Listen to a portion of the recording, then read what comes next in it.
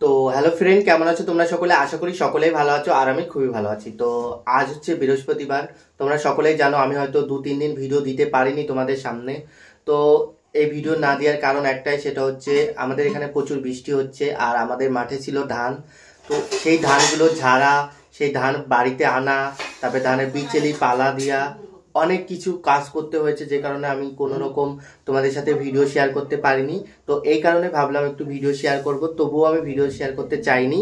কিন্তু সমস্যাটা একটাই হয়েছে, সেটা হচ্ছে আজকে যখন সন্ধ্যা ধরাতে যাই তখন অ্যাকচুয়ালি কি বলতো, আমি যেহেতু মায়ের পায়ে আলতা কখনোই পরাইনি, আর যখন আমার পুজো হয়েছিল তখনও পরানো হয়নি, কিন্তু মায়ের পায়ে আলতা দেওয়া হয়েছিল, মানে আলতার বোতল, মায়ের পায়ের কাছে শাড়ি, এগুলো দেওয়া হয়েছিল। তো আজকে যখন আমি সন্ধ্যা ধরাতে আসি জাস্ট এক্ষুনি, তো মা বলছে আমার পায়ে আলতা পরাবি না, আমার পায়ে তো আলতা নেই, আলতা পরাবি না। তো এটা একদম সত্যি কথা, তোমাদের চলো একবার ব্যাক ক্যামেরায় দেখাই।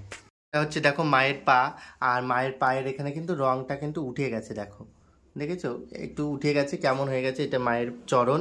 তো মা আমার কাছে আলতা পরতে চেয়েছে, তো আজকে আমি মাকে আলতা পরিয়ে দেবো।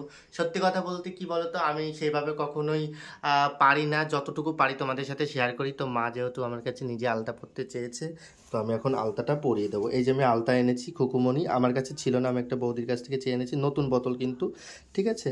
তো এটা কিন্তু ঠাকুরের কাছেই ছিল, সেই বোতলটা আমাকে দিয়েছে। তো এটা এখন আমি মাকে পরিয়ে দেব, তোমরা সম্পূর্ণ ভিডিওটা দেখতে থাকো। জয় কৃষ্ণকালী মায়ের জয়। আমায় একটু জায়গা দাও, মায়ের মন্দিরে বসি, মায়ের মন্দিরে বসি, আমি অনাহত একজন, ও আমি অনাহত একজন, আমি অনাহত একজন। তো যাই হোক, দেখো আমি তো মাকে কখনো আলতা পরিয়েনি, আজকে ফার্স্ট টাইম মাকে আলতা পরাচ্ছি। জানি না কেমন হবে, তো চেষ্টা করব সুন্দর করে পরানো। তোমরা সম্পূর্ণ দেখতে থাকো, তোমাদেরও ভালো লাগবে। তো আজকে মা আমার কাছে আলতা পরতে চেয়েছি, সুন্দর করে মাকে আলতা। মায়ের রাঙা চরণ ছুঁয়ে দেব মায়ের। আর ছোটোবেলায় না দেখতাম যে এইভাবে আলতা পরাতো, এইভাবে, আর হচ্ছে এইভাবে আমার মা দেখতাম এইভাবে পরাতো সবাইকে। দেখো তো কেমন হয়েছে মায়ের রাঙা চরণ। তো সত্যি কথা বলতে আমি তো সেইভাবে আলতা পরাতে পারছি না, যতটুকু পারছি। আমার কাছে ভালো তুলিও নেই, এটা হাতের কাছে ছিল, ভাবলাম এটা দিয়েই পরিয়ে দিই মাকে। জয় মা, মাগো কত সুন্দর লাগছে দেখো মায়ের রাঙা চরণ।